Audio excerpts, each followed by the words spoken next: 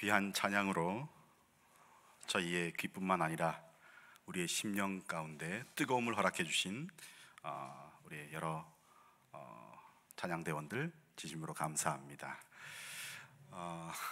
성도 여러분 반갑습니다. 어제와 오늘 이틀 동안 여러분들을 또 만나 뵙게 되고 또 그 속에서 그리스도인의 큰 교제의 기쁨을 나누게 되었습니다.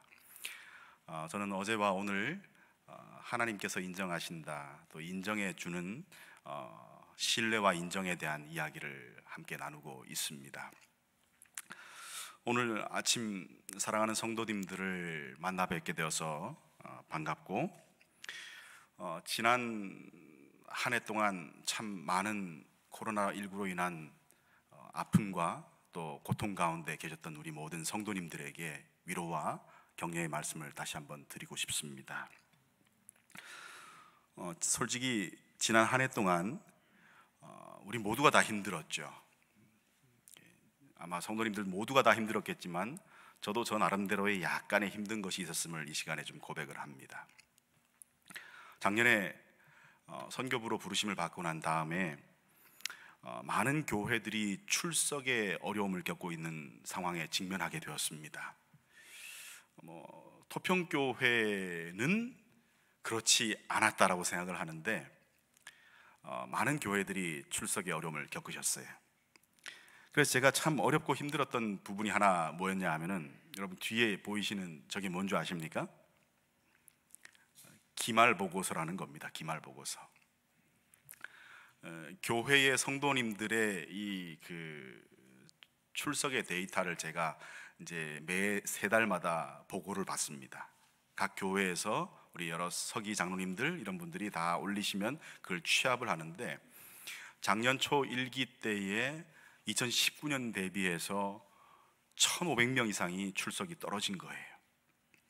그리고 그 다음 기회에 또 한 600여 명이 또 떨어진 거예요. 계속 어떻게 말로 표현할 수 없는, 어떻게 회복되지 않는 그런 뚝뚝 떨어지는 그 수치를 제가 받아들고 얼마나 마음 가운데 이 어려움과 부담이 있었는지 모르겠습니다.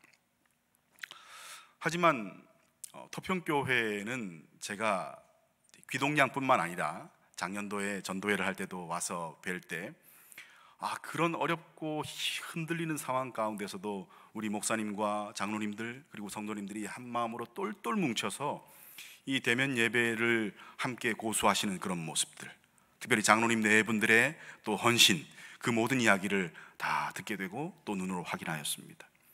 지도자들이 흔들리지 않는 모습으로 나아갈 때에 여러 성도님들이 함께 한 마음으로 흔들리지 않고 나아가는, 또 쫓아가는 그런 모습들을 보고 들었습니다. 제가 그렇게 우울하고 이제 침울해 있을 때에 우리 목회부에서 담임 목사님께서 가끔씩 저에게 전화를 주셔가지고, 연 목사 요새 힘들지? 용기를 내세. 그러면서 격려의 또 메시지를 주시고요. 가끔은 또 우리 목사님이 저를 불러내셨어요.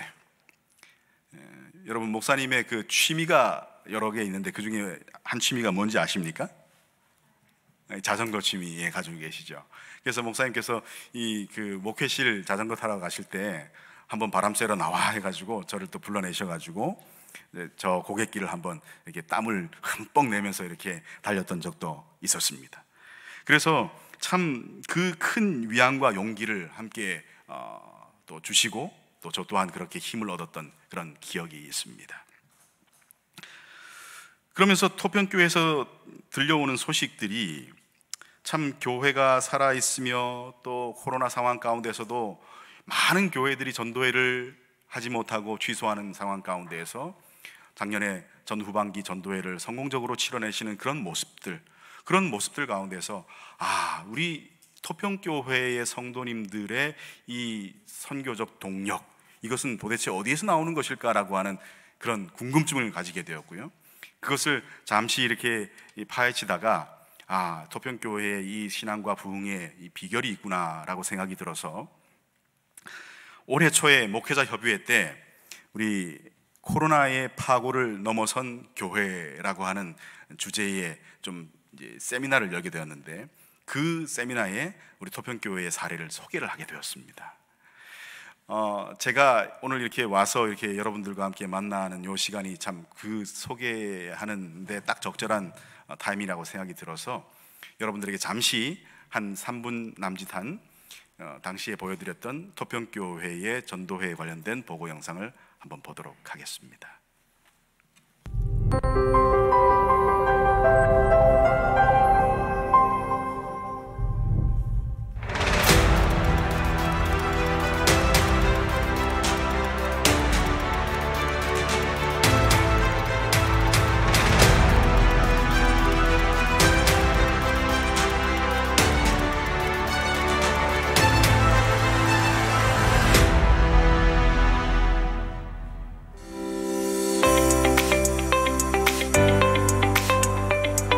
토평교회는 위기의 때에 영적 생명인 예배를 결코 양보하지 않았습니다.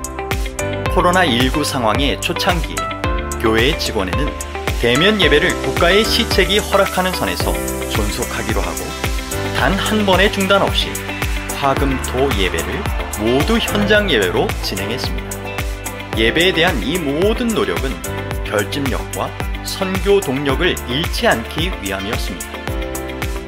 흔들림 없는 예배를 바탕으로 토평교회는 2020년 한 해 2차례의 공중 대전도회를 진행했습니다. 2사이클 5스텝스의 단계를 상황에 맞게 적용하여 진행했습니다. 먼저 전도위원회를 구성하여 전도회를 100일 앞둔 시점부터 온라인으로 VIP 서약과 동시에 소그룹별 구도자들을 위한 기도를 시작했습니다. 구도자들에게 마스크, 손소독제 전달, 시조와 가정과 건강 및 선물 전달, 개별 방문 등의 브릿지 프로그램을 진행했습니다. 전도회가 가까운 시점에는 각 소그룹별로 구도자를 가정으로 초청하여 소그룹 예배를 진행했습니다. 전도회를 40일 앞두고는 매주 안식일 오후 전도위원회가 모여 점검하며 필요되는 준비를 하였습니다. 전도회 직전 일주일은 특별 새벽 기도회로 온 오프라인으로 영혼 구원을 위해 하나님께 전적으로 매달렸습니다. 전도회는 2트랙으로 진행됐으며 현장에서는 사회적 거리두기 지침으로 인해 참석 가능한 인원 제한이 있었습니다. 이에 구도자와 인도자를 최우선으로 오프라인 집회에 참여할 수 있도록 진행했고, 코로나로 인해 출석하지 못하게 된 구도자들은 인도자의 집에서 함께 온라인으로 실시간 참여했습니다. 또한 각 요일별로 출석 가능한 소그룹을 지정해 전 교인이 고르게 전도회에 참여할 수 있도록 진행했습니다. 참여하지 못한 교인들과 구도자들을 위해 매일의 말씀을 편집하여 매일 60여 명의 구도자들에게도 전송하고 출석을 매일 체크하여 선물도 전달하였습니다. 함께 참여하지 못하게 된 찬양대와 어린이들은 언택트 영상 찬양을 제작해 전도회의 열기를 북돋았습니다. 이와 같이 전교인이 기도와 열심을 다해 전도회를 준비하고 진행한 결과 전반기 11명, 후반기 4명의 침례자를 포함 총 16명의 풍성한 영혼을 하나님께서는 허락해 주셨습니다. 이는 코로나 이전보다 더 풍성한 결과였습니다. 예배와 기도로 준비하는 곳에 하나님은 어김없이 함께 하신다는 사실을 모든 성도들이 경험하였습니다. 전도회를 마친 후에도 영혼을 위한 노력은 계속됐습니다. 새 신자를 위한 소그룹 배정 및 관리가 이어졌습니다. 새 신자 가족 단위로 나들이를 가고 핫팩과 신앙서적, 방역물품, 목회서신을 정기적으로 선물하며 지속적인 사랑을 전했습니다. 특히 7명으로 구성된 선교회 소속 새 가족부는 매주 수요일 새 신자를 방문하여 어려운 점은 없는지 살폈습니다. 꾸준히 마음을 나누는 일을 계속하였을 때 전도회로 교회에 들어온 새신자 전원이 교회에 정착하는 결실을 얻게 되었습니다. 영혼을 주님께로 인도하는 일이야말로 가장 보람된 일이라는 사실을 토평교회 성도들은 가장 어려울 때에 경험하였습니다. 위기의 때 그리스도의 강건하시는 사랑이 계속 울려 퍼지기를 소망합니다.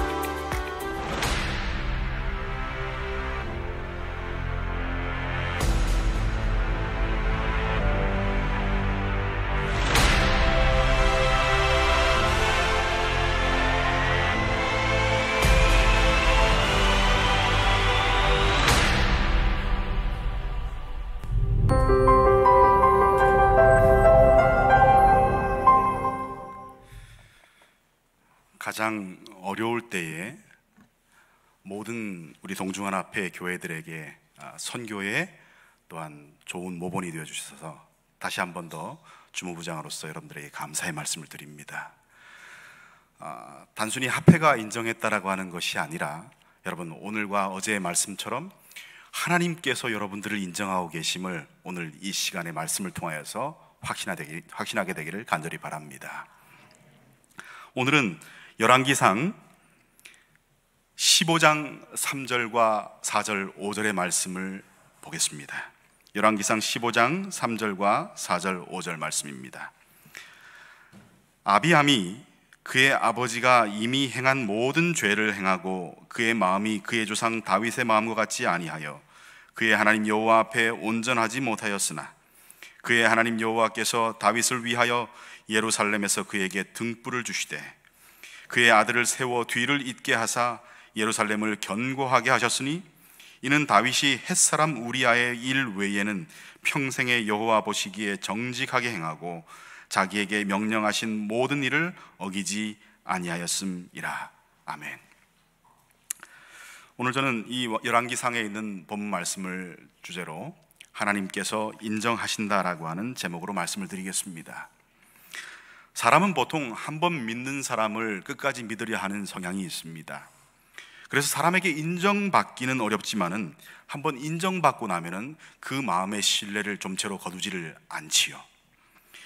그것은 세상을 살아가는 데 있어서 인정받는 것이 얼마나 중요하다라고 하는 것을 보여주는 것입니다. 인정받으시면 여러분 기분이 좋으십니까? 기분이 좋아요. 예. 누군가에게서 나를 알아준, 또 남편에게서, 아내에게서, 그리고 심지어는 자식과 부모 사이에서도 서로 인정해주고 인정받는 것이 얼마나 큰 힘이 되는지 모르겠습니다. 무엇보다도 사람은 세상에 태어나서 인정을 받을 때에 살아가는 삶의 행복과 의미를 느끼는 것이죠. 저희 딸이 어렸을 때에 강릉에서 자라났습니다. 근데 강릉에서 그 율곡제라고 하는 그 지역 축제가 있어요. 근데 그 축제에서 아이가 그 작은 그 시를 출품했는데 시가 거기에서 뭐 당선이 됐어요. 근데 뭐 최우수상 그런 것도 아니고 그냥 뭐 우순지 장년지 하여튼 뭐가 당선이 됐어요. 근데 애가 성덕초등학교라고 하는 곳을 다녔는데요, 거기가 이제 설기현이 나온 모교로 유명합니다. 근데 한 번은 담임 선생님께서 이제 우리 아이를 부르시는 거예요. 너 지난번에 그 율곡제에서 상 받았다면서 그 시 한번 가져와 봐라, 그러시는 거예요. 그래서 우리 아이가 그 시를 이제 가지고 선생님에게 찾아갔습니다. 그러니까 그 선생님이 우리 아이의 그 보잘것없는 시를 그 반 아이들 앞에서 낭송을 시킨 거예요. 그걸로 끝난 것이 아니었습니다. 좀 지나고 나서 교장 선생님의 훈화 말씀이 있는 어떤 그 날이 있었는데, 그 교장 선생님께서 훈화하시는 그 시간에 그 주변에 다른 뭐 최우수 뭐 저기 그런 거 다 받은 상을 받은 사람 다 제쳐놓고 우리 아이의 시가 거기에서 이제 낭독이 된 거예요. 아마도 다른 상들은 산문이고 길어서 다 읽기가 좀 뭐하니까 제일 짧은 그 시를 쓴 아이의 시를 그때 아마 대독하게 했던 게 아닌가 싶습니다. 그래서 우리 아이가 그 앞에 나가서 까랑까랑한 소리로 그 앞에서 시를 낭독하게 되었어요. 여러분 생각해 보십시오. 그 당시가 초등학교 2학년인데 아이가 시를 뭐 써봤자 얼마나 잘 썼겠습니까? 보잘것없는 그 시를 그렇게 많은 사람들 앞에서 낭독하게 함으로 인해서 아마 그 선생님들이 의도했고 또한 원했던 바는 칭찬과 인정이 주는 힘을 알았기 때문이 아닌가 생각을 해봅니다. 그 결과로 이것을 계기로 이 아이가 글을 쓰는 거에 집착을 하더라고요. 한번 뭐예요? 인정을 받은 거예요. 그래서 글을 쓰는 것에 계속 뭔가를 이렇게 개발을 시키더니만은 나중에 서울 36에서 이제 고등학교를 다닐 때 아이가 동아리 활동을 하는데 어떤 활동을 하는가 하면은 독거노인 할아버지 할머님들을 방문하는 겁니다. 방문해서 그 할아버지 할머님들과 함께 이런저런 이야기를 나누면서 그분들의 삶을 듣고 그분들의 삶에 대한 그 간략한 자서전을 써주는 그런 동아리를 하는 거예요. 추후에는 이제 고3 되더니만은 웹툰 작가가 되겠대요. 그래가지고 그 아이의 진로 때문에 상당히 많은 그 고민을 했던 그런 적이 있었습니다. 저는 그 상황 가운데에서 인정을 받음으로 인해서 그것이 고리에 고리를 물고 그 아이를 더 활기차게 만들고 더욱더 그 뜻에 맞게 걸어가게 만드는 그 힘을 보았습니다. 오늘 이야기에는 다윗의 후손 아비암이 등장합니다. 그런데 그 하나님이 그의 악행을 인하여 그를 벌 주셨다는 그런 내용이 아니라 하나님께서 참으셨대요. 아비암은 여러분들도 알다시피 솔로몬의 아들 르호보암의 대를 이어서 왕위에 오른 사람입니다. 즉 다윗에게 있어서는 증손자인 것입니다. 그는 아비 르호보암의 경우처럼 하나님 앞에서 선을 행하지 않았습니다. 유다의 적통을 이어가는 왕이었지만 그는 신실하지 못했어요. 그런데 오늘 본문의 말씀에서 우리는 하나님께서 그를 공의로 심판하셨다라고 하는 말씀을 만나는 것이 아니라 하나님께서 그를 참으셨다라고 하는 말씀을 접하는 것입니다. 하나님께서는 왜 아비암의 악행을 덮어주셨을까요? 오늘 본문의 말씀에서 이렇게 기록합니다. 온전하지 못하였으나 그의 하나님 여호와께서 누구를 위하여요? 다윗을 위하여 예루살렘을 견고케 하셨다라고 말씀하고 계십니다.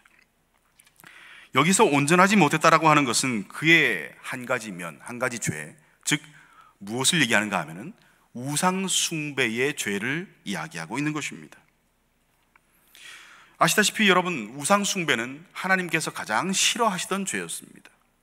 하나님께서 스스로 자신을 질투하는 하나님이라고 얘기했습니다. 즉 하나님은 자신 외에 다른 어떤 존재에 대한 이 경배를 못 견디시는 분이세요. 하나님은 역대 왕들과 그들의 죄악들의 우상 숭배를 빼놓지 않으셨습니다. 그래서 역대의 왕들 가운데에서 우상 숭배했던 왕들은 결국에 심판을 하셨던 것입니다. 하나님께서 우상 숭배하는 왕을 보고도 형벌을 면케하는 이런 경우는 쉽게 발견하기 힘든 장면인 것입니다. 북방왕 여로보암의 가장 큰 죄를 하나 꼽으라고 한다면 그것이 바로 우상 숭배였어요. 솔로몬의 그 왕위를 대항해서 나아갔던 그 10지파를 통해서 왕국을 세웠던 여로보암의 그 모든 우상 숭배의 죄를 여로보암의 죄라고 말합니다. 그 여로보암의 죄가 바로 우상 숭배였어요. 그래서 선지자의 글에는 그 당시의 상황을 이렇게 묘사하고 있습니다. 여로보암은 22년간의 거친 통치의 말기에 르호보암의 후계자 아비야는 아비암의 다른 이름입니다. 아비야의 전쟁에서 비참한 패배를 당하였다. 아비야 때에 여로보암이 다시 강성하지 못하고 여호와의 치심을 입어 죽었다라고 선지자께서 말하고 있습니다.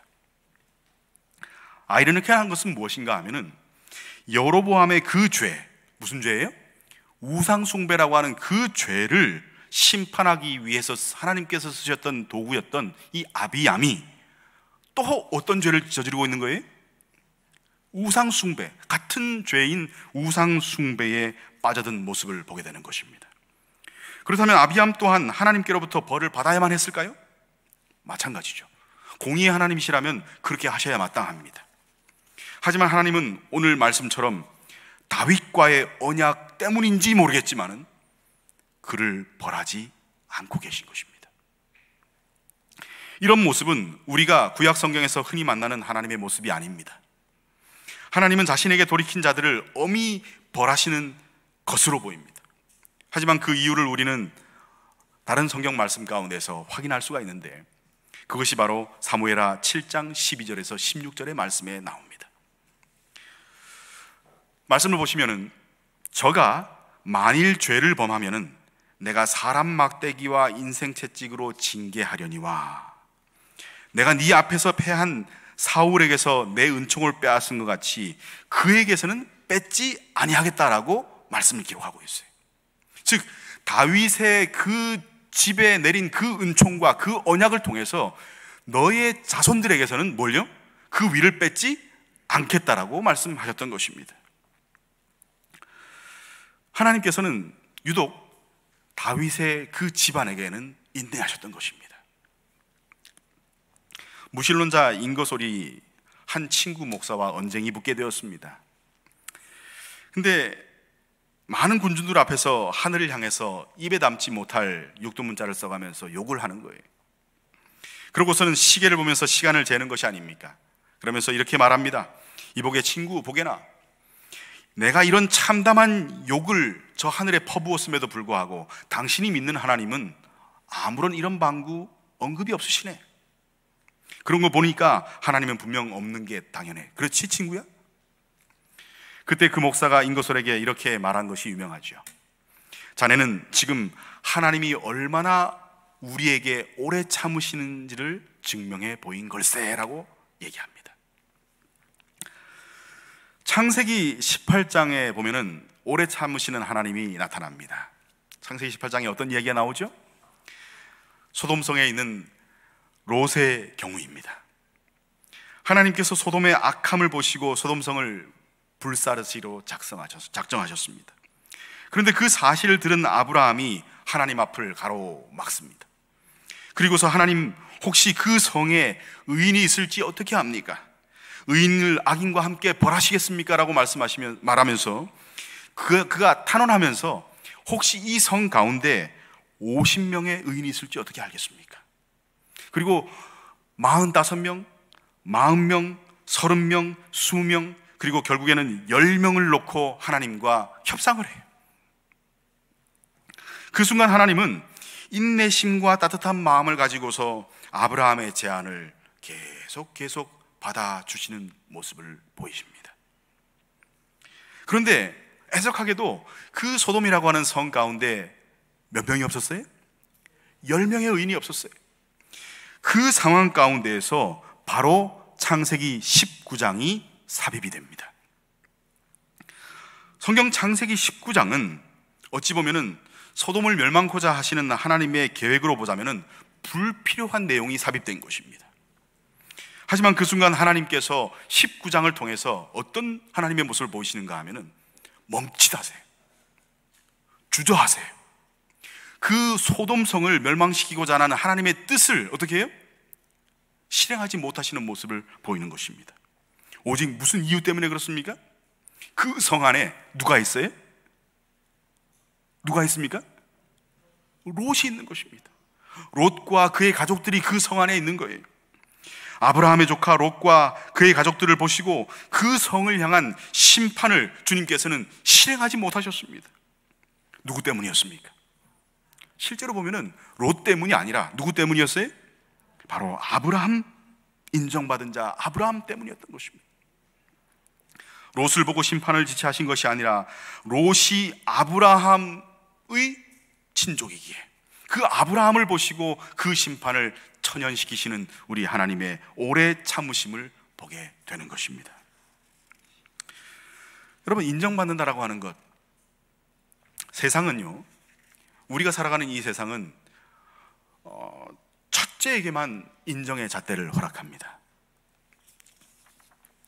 여기 나오는 이 두 사람은, 왼편에 있는 사람은 우리가 잘 아는 대서양 횡단을 제일 처음에 한 린드버그라고 하는 사람입니다. 바로 오른쪽에 있는 사람은 그 린드버그의 다음으로 대서양을 횡단했던 버트 헝클루라고 하는 사람입니다. 근데 여러분들 다 한 번씩 린드버그라고 하는 사람의 이름은 들어보셨죠? 그죠? 유명한 사람입니다. 그런데 역사의 이면에 보면은 이 린드버그라고 하는 사람은 그렇게 유명한 사람이 아니었어요. 오히려 이 버트 헝클루라고 하는 이 사람이 그 당대에는 훨씬 더 유능하고도 정말 세상이 알아주는 그런 비행수를 가지고 있던 사람이었습니다. 실제로 그는 대서양을 더 작은 연료로 더 빠른 시간 안에 성공적으로 완주하는 데 성공을 합니다. 하지만 지금 세상의 역사 가운데에서 버트 헝클루를 기억하는 사람은 아무도 없습니다. 오히려 뭐예요? 부족하지만 그 길을 먼저 건넜던 이 린드버그라고 하는 사람, 그 첫째를 기억하는 것입니다. 세상은 첫째가 아닌 사람에게 인색합니다. 수많은 가리워진 사람들의 애환과 고통에 인색한 것입니다. 하지만 우리 주님께서, 우리가 오늘 만나는 우리 주님께서는 첫째만 기억하는 분이 아니시라 8번째 아들인 다윗을 기억하는 분이십니다. 모든 자녀들을 첫째처럼 알아주시는 그 지극한 사랑이 바로 우리 주님께로부터 나오는 것입니다. 정말 우리 주님께서는 바로 그러한 인정과 각자에 대한 인정을 통하여서 우리 모두를 붙들고 계시는 것이. 여러분, 훌륭한 목사님이 어떤 목사님인 줄 아세요? 훌륭한 목사님은 모든 성도들이, 나뿐 아니라 모든 성도들이 우리 목사님은 정말 나만을 특별하게 생각하는 것 같아 라고 여기게 만든대요. 우리 사랑하는 우리 토평교회 성도님들은 우리 목사님이 여러분을 특별하게 여긴다고 생각하십니까? 우리 목사님뿐 아니라 이 세상의 모든 지도자라고 하는 사람들 또한 그렇습니다. 자기가 관리하고 자기가 함께하는 그 가족 같은 사람들을 정말 그 사람 하나하나를 관심을 가지고 인정하고 그를 존중해주는 그런 사람이 높임받는 것이죠. 한 번은 제가 삼육학교 신입생 입학 추첨식을 보면서 감회해졌던 적이 있습니다. 제가 교목을 할 때 한 이만큼 되는 강당에 신입생 모집을 위한 설명회를 열었는데 이 강당이 꽉 들어찼어요. 거기에는 대부분이 다 우리 교회를 모르는, 신앙하지 않는 사람들이었습니다. 우리 학교는 어느 틈엔가 세상이 알아주는 학교가 되었습니다. 학교를 들어오려는 사람들이 줄을 서서 기다리는 곳이 되었어요. 하지만 여러분, 세상에서 인정하는 학교라고 하는 것이 중요합니까? 어떤 분들은 세상에서 인정받는다고 좋아할지 모르겠어요. 세상이 알아주는 명문이라고 좋아할지 모르겠어요. 하지만 중요한 것은 무엇입니까? 바로 그 인정의 잣대를 누구에게서요? 우리 하나님께서로부터 받는 것이 중요한 것 아니겠습니까? 중요한 것은 주께서 지금 나를 인정하고 있는가? 주께서 우리를 주의 이름을 걸고 일하는 그런 사역자로 여기고 있는가? 라고 하는 것이 아니겠습니까? 제가 인턴을 활동을 한 곳은 성남이었습니다. 성남에서 제가 2분의 목사님을 모셨어요. 그 이후에도 많은 목사님들 밑에서 제가 교육을 받았습니다만은 아직도 오롯이 기억나는 한 분의 목사님이 있습니다. 제가 인턴 발령을 처음 받았을 때에 제 임시 때 저를 지도해 주셨던 목사님이 이렇게 얘기를 하셔요. 야, 기영아, 너 큰일 났다. 그 목사님이 정말 그 인턴들한테 고약한 분이셔. 마음 갖고 단단히 하고 가야 된다. 그러시는 거예요. 가기도 전에 우리 목사님께서 초치는 얘기를 하시는 거예요. 그래서 어떤 분이시길래 너 조심해라. 전에 있던 전도사가 집을 나갔대. 목사님이 가끔씩 전도사 집에 와서 청소 여부를 막 검사를 하신대. 그런 얘기를 들으니까 얼마나 마음이 부담이 되는지 모르겠어요. 근데 진짜 가서 목사님을 뵈니까 정말 무뚝뚝하셔요. 말 수가 없으세요. 이렇게 어떻게든 말을 섞어야지 이렇게 서로가 교감이 되고 할 텐데 목사님이 이 곁을 주지 않는 것입니다. 처음에 많이 긴장하고 조심하고 말을 아끼고 그렇게 했습니다. 그런데 모르는 게 많다 보니까 목사님께 이것저것 물어야 되는데, 여쭤야 되는데 목사님의 말씀이 늘 단답형이에요. 그렇게 하세요? 안 됩니다. 이제 그러시는 거예요. 딱 그렇게 목사님과의 그 관계가 그렇게 얼어붙어 있는 그런 상황 가운데서 어떻게 해야 될까 고민을 하다가 우리 목사님이 52주 안식일 가운데에서 한 47, 8번의 안식일을 어떤 주제로 설교하시냐 하면은 재림에 대해서 설교하시는 거예요. 계속 그분의 머리와 뇌리에는 뭐만 있어요? 예수님 오시는 그 재림에 대한 그것밖에 없으신 것 같았어요. 그래서 몇 번 안식일을 계속 듣다 보니까 우리 목사님의 관심사가 어디에 있구나? 네, 재림에 있구나. 저분은 예수님만 기다리는 분이시구나. 그래서 제가 장꾀를 냈어요. 신문을 보다가 보니까 이제 세상에 여러 가지 징조와 여러 가지 그런 부분들이 이제 기사들이 나오길래 그 징조와 관련된 그런 것들을 쭉 이렇게 메모하고 또 이렇게 했다가 한번 목사님과 방문 갈 때에 툭 목사님께 이제 그 얘기를 던진 거예요. 목사님, 이건 어떻게 해석하면 되겠습니까? 이건 어떤 경우입니까? 라고 여쭈니까 우리 목사님이 지금까지 그 눈빛하고는 확 달라지시면서 그 방문 가고 오고 그리고 그 이후의 시간 동안 계속 그것에 대해서 설명하시는 거예요. 너무 이렇게 태도가 다르신 거예요. 그래서 그 이후로도 계속 그런 부분에 대해서 질문을 하다 보니까 어느 순간 조금씩 목사님께서 볕을 주시는 것입니다. 그러면서 관계가 서로 이제 어느 정도 연결이 되어서 언제부터인가 목사님이 저를 조금씩 인정해 주시는 거예요. 그러다가 나중에는 교인들이 소문이 퍼지기 시작했어요. 담임 목사님이 전도사와 사귄다더라.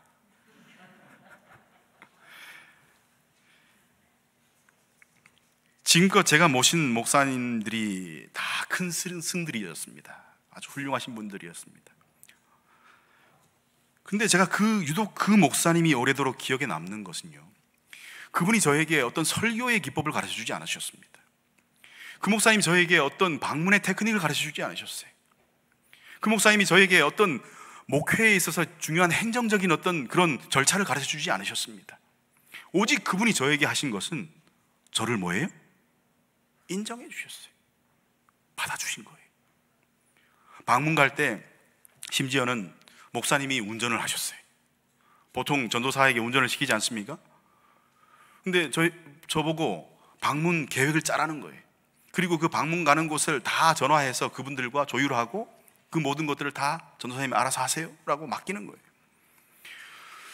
여러분, 뭐 이런 말씀 드리면 그렇지만 정성묵 전도사님 잘하고 계십니까? 잘하고 다행입니다. 예. 전도사가 잘하면 얼마나 잘하겠습니까? 실수할 수 있지요. 말하는 거나 설교하는 거나 모든 것에 어설프지요. 하지만 그럼에도 불구하고 인정하고 그에게 칭찬하고 그를 품어줄 때에 그 사람이 어떻게 될 수 있는지를 저는 경험을 하였습니다. 따뜻한 그분의 말 한마디는 아직도 제 가슴에 온기로 남아있어요. 우리 주님은 작은 것을 인정하던 분이셨습니다. 그분은 작은 미물에 이르기까지 그것을 인정하시고 그것을 믿어주셨습니다. 여기 보시면은 마가복음 11장 2절과 3절에 우리 주님께서 제자들에게 이런 말씀을 주십니다. 이르시되 너희는 맞은편 마을로 가라. 그리고 들어가면 곧 아직 아무 사람도 타지 않은 나귀 새끼를 메어 있는 것을 보리니 풀어 끌고 오너라. 만일 누가 너희에게 왜 이리 하느냐 묻거든 주가 쓰시겠다 하라. 여러분, 저는 이 말씀 가운데에서 아무 사람도 타보지 않은 나귀 새끼를 주님께서 쓰시겠다라고 하는 그 말씀에 주목합니다. 여러분, 나귀는 중동 지방에서 요긴한 동물임에 분명합니다. 그래서 여러분, 십계명에 내 이름은 나오지 않지만 나귀 이름은 나오잖아요. 그처럼 그 당시에 그 지역에서 나귀는 정말 중요한 동물이었습니다. 그러나 요긴한 동물임에도 불구하고 그 지천에 널려있는 많고도 많은 흔한 나귀들 가운데에서 아직 한 번도 타보지 않은 어린 나귀는 어떻게 해요? 쓸모가 없는 동물이에요. 아직은 미천한 존재인 것입니다. 그런데 그런 미천한 존재를 주께서 쓰시겠다는 것입니다. 아무도 주목하지 않고 누구도 돌아보지 않는 존재라도 우리 주님께서는 관심을 가지시는 거예요. 그 나귀보다 못한 저희 같은 그 존재를 우리 주님께서 인정하고 계신 것입니다. 훌륭한 지도자는 자신이 맡고 있는 사람들 중에서 가장 작은 사람에게 하나에게까지라도 그 관심을 늦추지 않는 지도자인 것입니다. 우리 주님은 말씀하십니다. 여호와여, 사람이 무엇이간데 주께서 저를 알아주시며. 우리 주님께서 이 인생, 나 같은 인생이 무엇이간데 나를 알아주신다는 것입니다. 인생이 무엇이간데 주께서 저를 생각하시나이까. 오늘 우리가 큰 성회를 앞두고 우리가 어떤 전도의 계획을 또 짜고 찬양을 연습하고 그리고 구도자들에 대한 어떤 그런 무엇인가를 계획하고 선물을 준비하고 하는 그런 수많은 계획과 일들, 그 모든 것들 가운데 함몰되지 않길 바랍니다. 사랑하는 여러분, 우리가 왜 이 일을 합니까? 왜 주님의 일을 앞장서서 하고 있습니까? 뭐 때문에요? 주께서 나를 알아주셨기 때문에.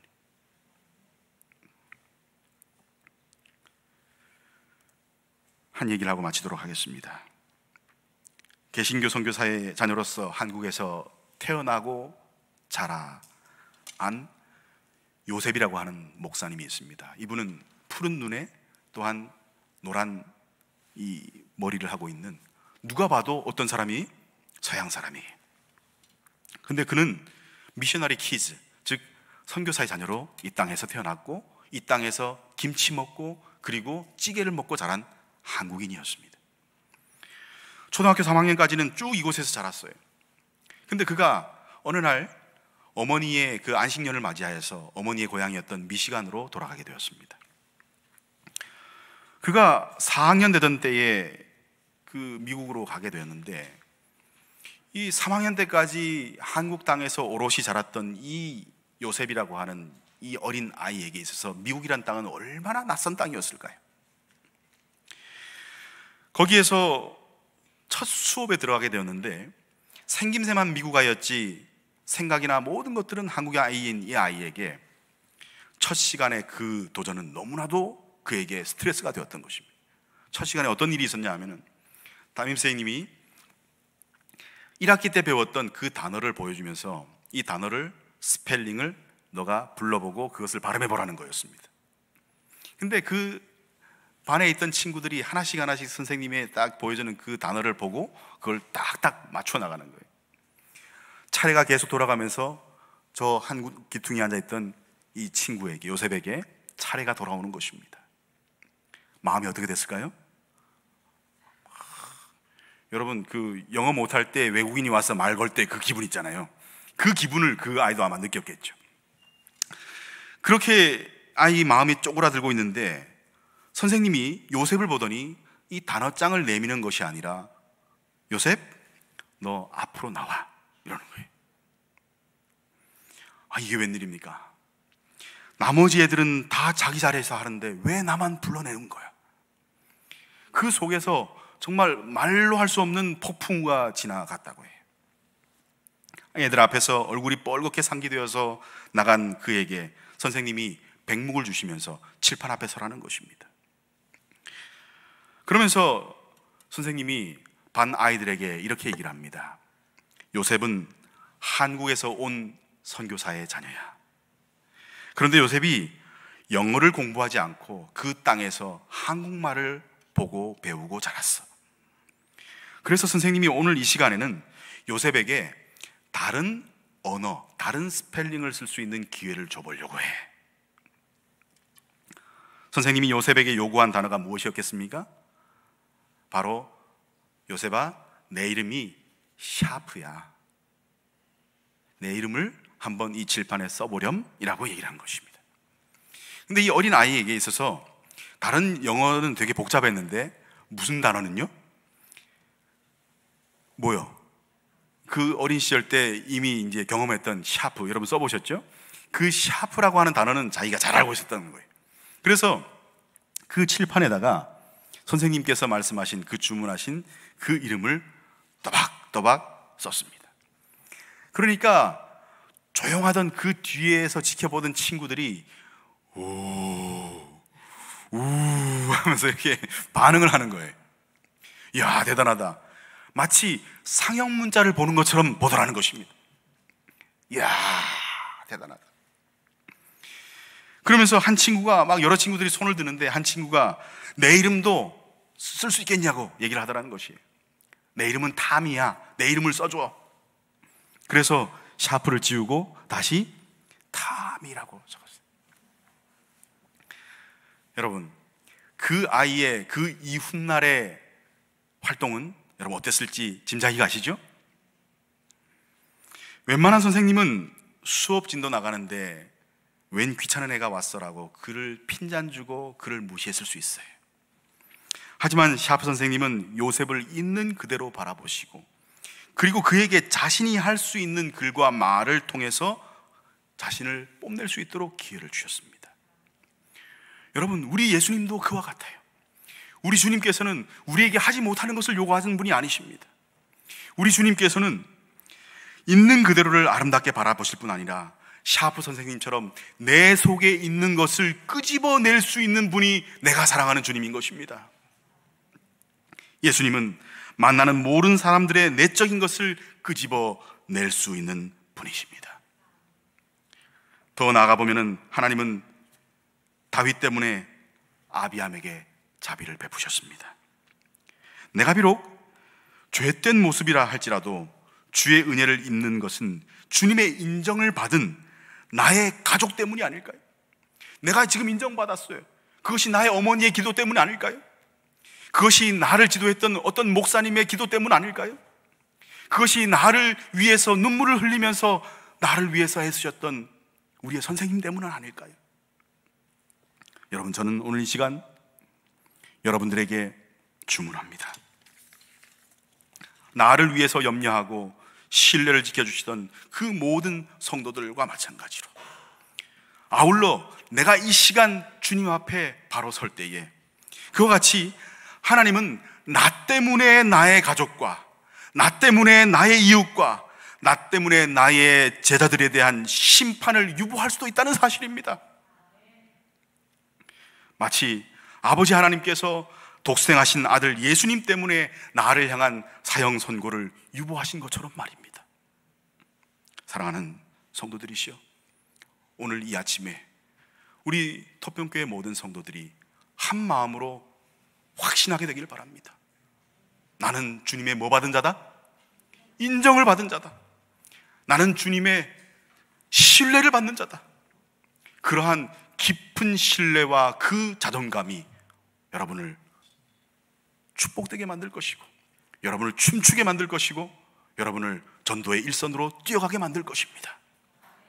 오늘 예수님처럼 다윗처럼 하늘이 인정하는 자로 서게 되길 간절히 바랍니다. 하나님께서 여러분을 인정하십니다. 부디 그 확신 속에서 오늘을 사시는 저와 여러분 되기를 간절히 바라면서 말씀을 줄이겠습니다.